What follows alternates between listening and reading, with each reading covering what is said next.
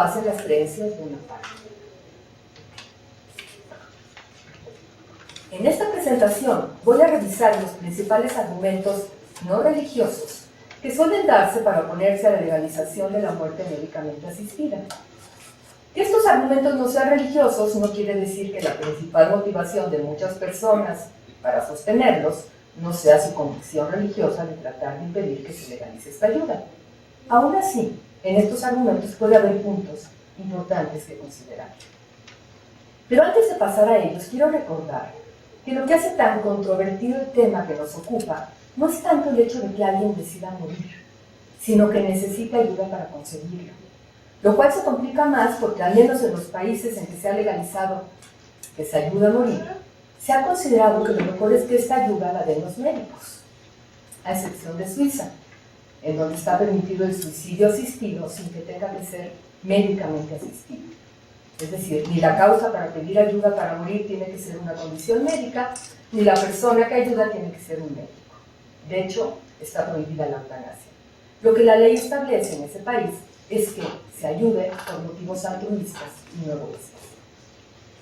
Volviendo a la muerte médicamente asistida, los principios éticos en que se apoyan las leyes que la permiten son dos: el reconocimiento a la autonomía del paciente que decide morir y la solidaridad del médico que busca el beneficio de su paciente.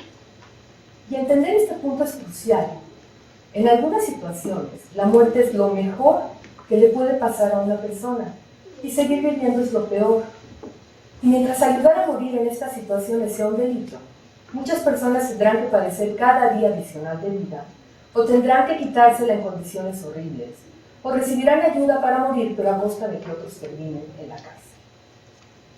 Pasemos ahora sí a los argumentos en contra de la muerte médicamente asistida que más se escuchan en los países en que se está discutiendo la conveniencia de permitirla, como son el Reino Unido, Canadá, Estados Unidos, Francia, por mencionar algunos.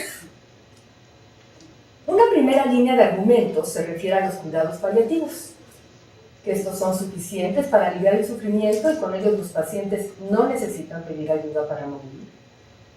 Que antes de permitir la muerte médicamente asistida debe asegurarse el acceso de todos los pacientes a los cuidados paliativos, pero también que si los médicos tuvieran la opción de ayudar a sus pacientes a morir, perderían el interés de proporcionarles cuidados paliativos y se desincentivaría su desarrollo. Sin duda, todos los pacientes deberían recibir cuidados paliativos al final de su vida, y con ellos la mayoría podría vivir el tiempo que le quede de manera aceptable, porque se atenderían sus necesidades físicas, emocionales y espirituales.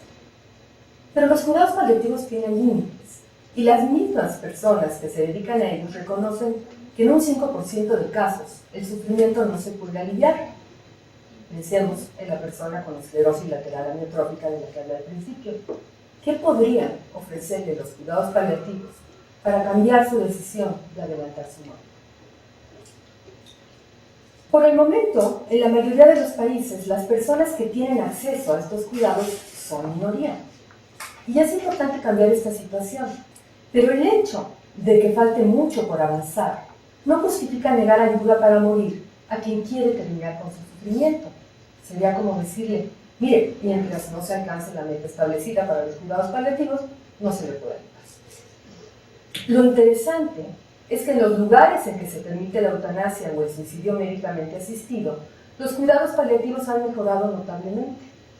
Oregon, en donde desde 1997 se permite que un médico recete una dosis letal de medicamentos a un paciente, es el estado de su país con la mejor atención médica al final de la vida. Y Bélgica es uno de los países con mejores cuidados paliativos, los cuales empezaron a desarrollarse al mismo tiempo en que comenzó a discutirse la legalización de la eutanasia. Douglas Albert es un enfermero que lleva muchos años trabajando en un hospice, como se llama a los lugares que atienden a enfermos terminales dándoles cuidados paliativos. Y él comenta que ahí se sigue una especie de credo. En el hospice ni adelantamos ni postergamos la muerte. En otras palabras, ni hay muerte asistida ni hay obstinación terapéutica. Lo cual me recuerda el lema que repite la Iglesia Católica: ortotanasia sí, eutanasia no. Este enfermero comparte un cuestionamiento interesante. En el hospice dice: a los pacientes con enfermedad respiratoria terminal se les permite fumar. A los de enfermedad cardíaca, comer lo que quieran, aunque eso adelante su muerte. A los que quieren dejar de comer y beber para morir, se les apoya. A los que quieren suspender tratamientos de soporte vital, también se les permite. Pero eso sí, a los pacientes que piden medicamentos para terminar con su vida de manera rápida y segura, no se les ayuda.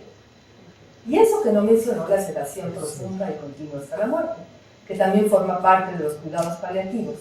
Y que, claro, se distingue de la eutanasia porque no busca causar la muerte biológica del paciente, pero sí la personal, pues el paciente al que se le aplica ya se sabe que no va a recuperar la conciencia. Otro argumento en contra de la muerte médicamente asistida es el que sostiene que los médicos no deben participar en una acción que causa la muerte, porque si lo hicieran, destruirían la confianza en la profesión que se basa en el respeto a la vida y violarían un principio fundamental de las sociedades, que es la prohibición de matar intencionalmente, una acción que solo puede justificarse si se hace en defensa propia. Quienes principalmente defienden este argumento son médicos, pero más que nada de manera grupal, pues es la posición que han adoptado diferentes asociaciones médicas para oponerse a la muerte médicamente asistida. Complementan el argumento con lo ya mencionado. Los pacientes no la piden cuando reciben una atención adecuada que incluya los cuidados paliativos. De manera individual, hay más médicos que reconocen que algunos pacientes necesitan ayuda para morir, y aunque ellos mismos no estarían dispuestos a ayudar, muchos, aunque fuera legal, sí referirían a sus pacientes a un colega que estuviera de acuerdo en hacerlo. Indudablemente que debe ser muy difícil realizar una acción cuya intención es causar la muerte. Y eso parece suficiente explicación para que muchos médicos no quieran que se permita la eutanasia o el suicidio médicamente asistido. Pero si una sociedad decide que los pacientes con un sufrimiento intolerable, que quieren morir, tienen derecho a recibir ayuda, no cualquier persona que desea morir, estamos delimitando la ayuda al contexto de la atención médica. Si bien no está de más discutir qué implicaría que fueran otros no médicos los que ayuden a morir, hay razones de peso para pensar que los más indicados son ellos. No solo porque tienen el acceso y el conocimiento para usar los medicamentos que causan una muerte segura y sin dolor, sino porque el paciente toma la decisión con su médico cuando éste no puede ofrecerle nada más para aliviar su sufrimiento. Y no hay que olvidar que las leyes que permiten la muerte médicamente asistida establecen que los médicos tienen la libertad para decidir si quieren o no ayudar a un paciente a morir. Contrario a lo que argumentan los que sostienen que un médico nunca debe matar a un paciente, el malestar que sienten los médicos al aplicar la eutanasia en Holanda se ha visto como una protección para que no se abuse de la práctica. Reconocen que para ellos significa un peso enorme ayudar a un paciente a morir. Lo asumen porque saben que sus pacientes han confiado en ellos y actúan por el deber de no abandonarlos, pero son los más interesados en hacerlo solo en ocasiones muy excepcionales. Finalmente tenemos diferentes versiones del argumento de la pendiente resbaladiza, que viene a decir que la muerte médicamente asistida puede justificarse éticamente, pero una vez que se permite es inevitable que se abuse de ella, con lo cual morirían muchas personas vulnerables que no deberían. Más que un argumento con fundamento racional, esta aseveración funciona por su peso psicológico al asegurar que se va a terminar injustificadamente con la vida de personas, un hecho con el que nadie puede estar de acuerdo. Lo que falta probar es que esta acción indeseable sea consecuencia de permitir la eutanasia o el suicidio médicamente asistido. Y a diferencia de lo que sucedía años atrás, en que se empezó a utilizar este argumento, actualmente se puede revisar con los datos de los lugares en que se permite a los médicos ayudar a morir, y estos muestran que las personas que piden y reciben ayuda, en lugar de vulnerables, se puede decir que son privilegiadas en cuanto a nivel socioeconómico y educacional. La versión más racional del argumento sobre el riesgo de abuso es la que dice que pacientes con discapacidades muy graves se sentirían presionados a pedir ayuda para morir. Pensarían que las personas que los rodean estarían preguntados: ¿Por qué, si tiene la opción, no ha pedido ayuda para morir, para terminar con una vida que conlleva tanto sufrimiento? Y a esto se añade el hecho que la opinión pública tiende a simpatizar con personas gravemente discapacitadas que piden ayuda para morir. Sí, sería muy lamentable que alguien decidiera morir solo por la presión de otros. Y seguro que hay personas que han sentido esa presión, esa mirada que parece decirles que sería mejor que no vivieran más, que les hace sentir que son una carga y que sería mejor que no recibieran tratamientos para prolongar su vida. Y esta es una discriminación inadmisible que se da desde el momento que las personas con discapacidades no cuentan con apoyo social, con la infraestructura requerida en los espacios públicos y con la protección del Estado para garantizar sus derechos y libertades. Pero este es un tema que se va a tratar mañana a profundidad, el de los vulnerables. Ahora bien, volviendo al argumento planteado, lo cierto es que las personas con discapacidades graves también tienen diferentes posiciones con relación a la muerte médicamente asistida. Y así como hay unas que se oponen a ella, hay otras que quieren contar con esa opción. En algunos casos llevados a corte en otros países, de personas discapacitadas que reclaman el derecho a recibir ayuda para morir, han sido grupos de discapacitados muy activistas, quienes principalmente expresan su posición, pero hay algo raro, ¿no? Quieren impedir que se respalde el derecho de otros a decidir su muerte porque ellos no comparten ese interés. Tan inaceptable es que una persona que quiere vivir sienta la presión de su entorno de pedir ayuda para morir, como que un paciente que ya no quiere vivir se ha presionado a seguir recibiendo tratamientos agresivos que no le sirven. Se da por hecho que el único daño que hay que evitar es causar una muerte que no debía ser. Pero también puede ser un daño impedir a una persona que decida su muerte cuando sabe que eso es lo mejor para él. El punto nuevamente es respetar la libertad de todas las personas para decidir sobre el final de su vida. ¿Por qué es tan difícil? Actualmente existe una iniciativa de ley en el Reino Unido que, de ser aprobada, permitiría el suicidio médicamente asistido. Es la cuarta iniciativa de este tipo en 10 años. En respuesta a ella, la agrupación Living and Dying Well publicó un documento en el que los autores, que en su mayoría son miembros de la Cámara de los Lores, expresan su preocupación de que se apruebe la ley porque muchas personas se verían en riesgo de dañarse. El problema, explican, es que la iniciativa está diseñada para respaldar los deseos de una pequeña minoría de personas que tienen muy claro que quieren poner fin a su vida. Personas que solicitarían el suicidio médicamente asistido después de haberlo reflexionado profundamente, haber valorado la decisión con sus médicos, haber platicado con sus familiares para contar con su apoyo, y que no actuarían influidas por una depresión ni coaccionadas por terceros. Pues sí, en efecto, la ley sería para personas así, esa es la idea. Pero a los autores de este documento les preocupa que podría haber otras personas que no cumplieran esos requisitos y que pidieran ayuda para suicidarse. Pues simplemente no recibirían la ayuda. No deberían, aunque puede suceder que algunos médicos no cumplieran adecuadamente los requisitos establecidos por la ley. ¿Sí? Pero la inquietud de los autores parece ir más allá. Considera que una persona muy enferma puede creer que quiere morir, pedir ayuda para conseguirlo y recibirla porque su médico pensó que eso era lo que quería. Y en realidad, ambos estarían equivocados, porque en el fondo esa persona no quería morir. En otras palabras, la libertad es muy peligrosa porque la gente puede equivocarse al elegir y es mejor proteger a las personas de sus propias decisiones.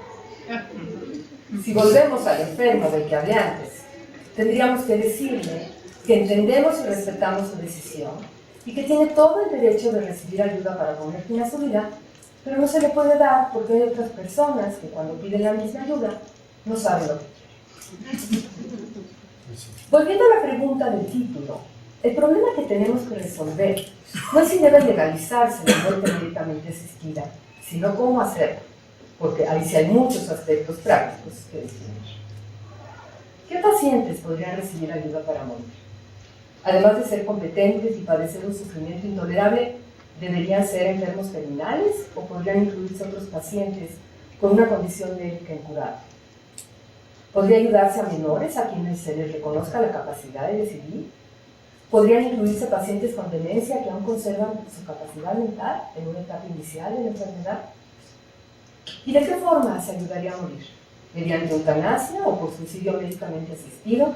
¿Con cualquiera de estas modalidades o con una de ellas exclusivamente? ¿Y cómo llevar el control de esta práctica? ¿Cómo asegurar lo más posible que no se cometan abusos? Estas por mencionar algunas preguntas, y quizá haya que llevarlas más lejos y decidir si deben ser los médicos quienes den la ayuda para morir u otras personas, enfermeras, familiares, técnicos especializados. No creo que debamos de ir todavía más lejos, como para considerar que la muerte asistida pueda darse fuera del contexto de la atención médica. Algo que podría ser aceptable en teoría, pero excesivamente difícil de aplicar y regular.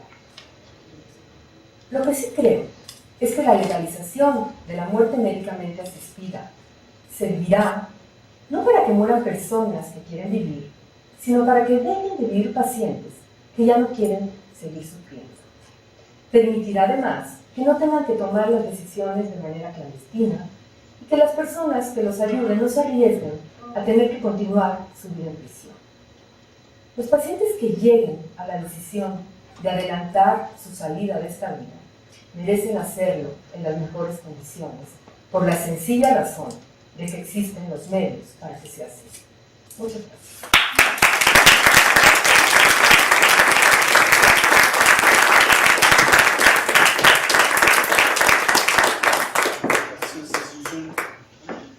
Pues queda abierto el espacio para preguntas y respuestas de Ingrid y Asunción, porque Gerardo ya se nos fue. Y Alma. Gerardo. Acá está. Pues podemos sentarnos allá o aquí.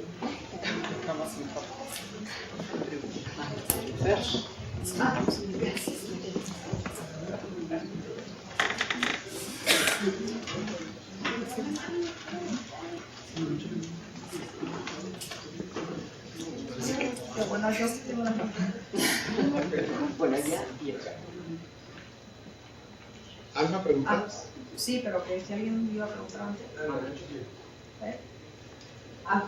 No, pues Ingrid, pensando en lo que tú platicabas de la maternidad subrogada, ¿a ti qué te parecería mejor si tuviéramos que adoptar una legislación en nuestro país que la maternidad subrogada fuera pagada o no? Porque creo que esto es uno de los grandes puntos que se debate si se le debe de dar dinero a las mujeres. Sabes que a mí me preocupa que nada más se aceptara la gratuita, porque la verdad es que se presta a mucho engaño. A la hora de la hora van a decir que es gratuito y por debajo lo van a pagar. O a través de lo que llaman alimentos. Yo he visto que había una propuesta en la Asamblea del Distrito Federal que suponía que iban a pagar alimentos. Cuando tú veías la cantidad que le iban a dar por alimentos, realmente no correspondían a lo que una persona necesita para vivir como tal y que tuviera que pagar renta y alimentos, sino las cantidades eran muy altas. Entonces se disfraza de gratuita cuando en realidad es onerosa. Gratuita, yo me imagino que a lo mejor entre miembros de la familia sí se pudiera dar, ¿no? Una madre, una hermana, una amiga muy cercana, y en los demás casos casi siempre es onerosa, y mejor decir pues que sea onerosa. A mí lo único que me preocupa es la racionalidad y el conocimiento de todos los involucrados en saber a qué le van a entrar, para que realmente la decisión pueda ser catalogada de racional. Todos los riesgos y todas las posibles consecuencias positivas y negativas del procedimiento. Y los gastos médicos. No, todos los gastos médicos. Y una cosa que me preocupa en la ley que ya había sido aprobada por el Distrito Federal, decía que en caso de que la mujer, la gestante, sufriera algún daño durante el embarazo o del parto, los comitentes cubrirían esos gastos según sus posibilidades. O sea, y si sus posibilidades se acaban y la mujer, después, ya sabemos todos los que atienden partos, la cantidad de complicaciones que puede haber durante el parto, en el parto y posparto. Entonces, ¿cómo eso que está limitado nada más a las posibilidades de los comitentes? Yo digo, no sé si hay la posibilidad de que hubiera un seguro, pagaran un seguro de gastos médicos, y bueno, habría que ver con las compañías si los aceptaban y cuáles serían los montos que exigirían. Pero pues yo creo que es la única manera de realmente garantizarle a la gestante que serán por lo menos cubiertos los gastos que le pudieran, médicos que le pudiera ocasionar el proceso. A mí me encantó tu intervención y solo tengo un comentario. Me gustaría que se matizara eso de que la maternidad es un mandato cultural, digo, porque también tiene que ver con el psiquismo, tiene que ver con el deseo, tiene que ver con cosas que aunque tengas claro el mandato cultural y te quieras separar del mandato cultural, digo, el inconsciente funciona, ¿no? Y creo que además algunas de las broncas que ha habido con las maternidades subrogadas en otros países y los litigios tienen que ver con que aunque se acepta muy claramente un contrato y la mujer antes del proceso decide que sí va a entregar a la criatura, de repente se le cruza el deseo en otra parte, ¿verdad? Entonces, simplemente era como matizar eso, ¿no? Voy a hablar con Mariana Orinoco porque creo que es decirlo muy cortito. La maternidad es un mandato cultural, sí, pero tiene elementos psíquicos de una densidad y de un peso que, bueno, pueden ser tanto un obstáculo, si muchas de las infertilidades psicosomáticas tienen que ver con esas broncas psíquicas, ¿verdad? Como también un deseo que a veces no lo puedes ajustar a la racionalidad cultural, ¿no? Claro, yo lo que pasa es que en este documento lo que quise es decir, las posibilidades de que la decisión no fuera autónoma, ¿sí? Tanto por motivos de un mandato cultural o por motivos económicos, lo cual no quiere decir, y lo digo al principio, de que hay muchas mujeres o muchas personas que sí tienen este deseo natural de tener hijos muy legítimo, y yo creo que la mayoría puede ser que la tengamos, de las mujeres puede ser, no lo aseguro, pero lo que quise aquí es indicar los casos en que la maternidad subrogada realmente están limitadas, las causas que pueden limitar la autonomía en la maternidad subrogada. Y lo que decía Alma, a mí me parece que reconocer que la gestación es un trabajo corporal, implicaría la posibilidad de cobrar por ese trabajo.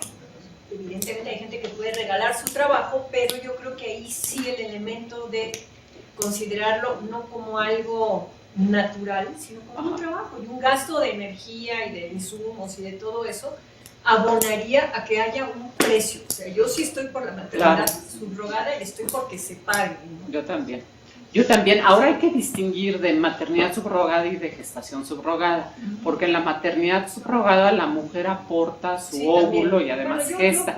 Y a mí me preocupa en la maternidad subrogada, y yo realmente no estoy de acuerdo con la maternidad subrogada, porque ahí sí están entregando a su hijo. Es su carga biológica y lo gestaron. Entonces lo que están haciendo es entregar a su hijo, y si hubiera un pago por la entrega de este niño, llámenle como quiera, es una venta de hijos, están vendiendo a sus hijos. Entonces yo más bien estoy a favor de la gestación subrogada y no a la maternidad subrogada, que yo creo que, y hasta penalmente podríamos tipificarla como un delito, la venta de niños. Yo lo que creo es que hay una mistificación de la maternidad. Yo creo que hay mujeres que pueden concebir, gestar y regalar al hijo o venderlo sin ese vínculo, porque no hubo el deseo. A mí no me escandalizaría una venta de hijos, si es una venta correcta y adecuada, y eso me parece más correcto que vendan al hijo a que lo rechacen, y eso ni siquiera en un proceso de subrogación, pues, ¿no? Pero es una discusión distinta, que tampoco quiero ocupar el tiempo de las otras preguntas, porque le quería hacer una pregunta también a Asunción. No sé si me espero, había otra persona antes, luego a pedir la mano. Arnoldo, el joven. Asunción, mencionaste lo que a mí me preocupa, y yo ahora considero que la eutanasia es otra forma de dividir a las clases sociales, de pobres y ricos. Los pobres casi no pueden pensar en eutanasia porque se mueren antes, y ni hablemos de eutanasia social. cual significa dejar a los niños bebés en la calle o que alguien se los quiere. Entonces, esto que tú mencionaste un poco a mí me inquieta porque eso y el uso de la tecnología lo que está haciendo en el caso de la eutanasia es abonar en favor de los ricos. Los pobres, insisto, ¿quién puede pensar en eutanasia cuando no tiene la posibilidad de acceder a un servicio de salud caro, por ejemplo, prolongado, etcétera? Es más importante ese punto de vista vinculando ética, tecnología, clases sociales. ¿Qué piensas? Pero pienso que hay muchas formas más de discriminación. Actualmente, mientras la eutanasia sea ilegal, estoy de acuerdo en que tenemos un problema social y de inequidad y hay que resolverlo. Yo creo que hay que como que separarlo, porque si no es igual que con los cuidados paliativos. Hasta que no se arregle eso, hay que mejorarlo, pero hasta que no se arregle eso hay personas pobres y ricas que ahora ya están considerando por la enfermedad que tienen, o sea, porque sí llegaron a enfermarse, no se murieron antes, como tú dices, no todos los pobres, que sí están considerando que lo que querían es dejar de vivir con una buena ayuda. Y la discriminación que se da es que los únicos que tienen acceso son los que tienen la suerte de conocer a un médico amigo o ser médicos, la verdad. Entonces, esa es otra discriminación, ¿no? La doctora Asunción, bueno, estoy de acuerdo con lo que escribe y también con lo que acaba de decir. Una de las posibilidades para defender la eutanasia desde el ámbito jurídico, cuando estaban hablando de objeción de conciencia, creo que podría ser mediante objeción de conciencia. Es decir, la objeción de conciencia consiste en una desobediencia a la ley. La Ley General de Salud establece que queda prohibida cualquier tipo de eutanasia, ¿no? Un médico que cree en la eutanasia, que tiene convicciones sobre que él respeta los principios de la bioética que establece Duchamp y Childress, el libro de Principios de Ética Biomédica, y dice, bueno, yo respeto la autonomía del paciente, yo considero que no hacer caso a una petición del paciente es causarle un daño, considero que ir en contra de los deseos del paciente es actuar de forma maleficiente, es decir, ir en contra de la beneficencia. Por lo tanto, si él me está pidiendo me hace una petición de eutanasia, en este caso sería eutanasia activa voluntaria, ¿no? Ya yéndonos a las clasificaciones académicas que hay, el médico podría desobedecer la ley y aplicarla, ¿no? Es decir, podría objetar esta ley porque, de acuerdo con los principios del médico, bueno, esta ley es contraria a la libertad, es contraria a la autonomía y de hecho sería contraria a los mismos principios que equipara la ley, equiparando autonomía, beneficencia, no maleficencia, que consagra la ley como derechos, ¿no? La ley General de Salud te dice, bueno, tu paciente tienes derecho a rechazar un tratamiento, tu paciente tienes derecho a tener una calidad de vida, tu paciente tiene derecho a no tener tratamientos extraordinarios. En ese sentido, la ley estaría siendo ahí contradictoria, pero a la vez el médico podría objetar en conciencia, desobedecer la ley a fin de hacerle caso, digamos, al paciente. Yo creo que sí. El problema es que está cometiendo un delito y se está arriesgando la familia también. Así ha avanzado la ley en otros países. La discusión que se dio en Holanda a lo largo de 20 y tantos o casi 30 años, que terminó con la legalización, fue porque hubo médicos que hicieron eso y no lo quitaron. Lo escribieron y fueron llevados a juicio, pero quizá con bastante confianza en las instituciones, y ojalá las tuviéramos. Y en los jueces. Y en los jueces. Las penalidades sean En el nivel intelectual. ejemplares, digamos. Sí. Entonces yo creo que tiene que haber un empuje por más lados, como para que un médico se atreva a hacer eso. Primero entenderse, por supuesto que no se tiene que tener el consenso en la sociedad, pero sí que se entienda más que es, que se hable más que es, que se escuche más, que se escuche más gente que dice es que yo sí quisiera eso, que finalmente fue lo que pasó en Holanda con el primer juicio. El mensaje de la sociedad apoyando a la doctora, que fue la primera que fue darles muestras. Nosotros queremos que pueda haber de eso y no queremos que alguien pague porque hizo algo que nos parece bien. Entonces que haya más gente que ya piense que estaría dispuesta a decir eso, ¿no? Pero Vamos a un comentario. No soy experto, pero desde la óptica penal se ha discutido mucho el homicidio consentido. Yo consiento que tú practiques mi homicidio, que es eutanasia. un juego de palabras. Pero digamos, en el caso del homicidio consentido, que está tipificado en la ley, que tiene una sanción atenuada. No tiene una sanción atenuada. El homicidio consentido es homicidio. Bueno, pero cuando se dan ciertas Hay características... auxilio al suicidio, que sería la... En ambos, en auxilio al suicidio y en homicidio consentido, la sanción es atenuada. ¿no? Si se da una petición expresa, no se aclara que un médico y eso, pero... Sí, ese es el problema, que el homicidio consentido no quiere decir que es eutanasia, porque no exclusivamente el caso, que un médico lo haga. Cuando lo hace un médico, si podemos gustan, decir que es si gustan lo eutanasia. discutimos al final, Sí. pero hasta donde yo entiendo, y dije que no soy experto, hasta donde entiendo, no es permitido, es simplemente No, homicidio. claro que no es permitido, es un delito. Asunción, una pregunta. El documento de voluntades anticipadas, que ya se supone que se acepta, lo único que puedes anticipar es no quiero cosas Lo que extras, sea legal. no quiero nada, pero no habría ahí la posibilidad de la voluntad anticipada ¿De la meter, eutanasia? aunque digamos como una estrategia, sé que no está, pero como una estrategia de decir, bueno, yo no quiero que me pongan respirador, no quiero encarnizamiento médico y ojalá me dieran tal cosa porque sí creo en la eutanasia o en el suicidio asistido. Si introdujéramos eso, podría ser parte de este movimiento que tú dices de que empezara a ver cada vez más eso en términos también de un paracaídas para los médicos. Y que se ¿no? sepa. Que se Y sepa. que se sepa, claro, y que se sepa. Sí, sí. Es decir, el mensaje de que la gente sí quiere, hay gente que sabe. Pero yo creo que mañosamente se hizo la ley de voluntades anticipadas, mañosamente en el sentido de que de alguna manera están tratando de evitar la eutanasia. La prohíbe. La prohíben.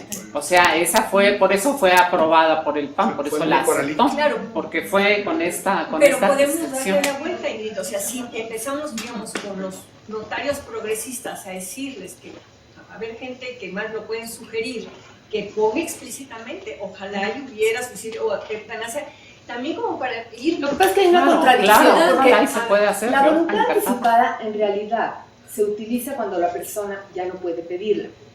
Entonces, la eutanasia uno la pide mientras la puede pedir.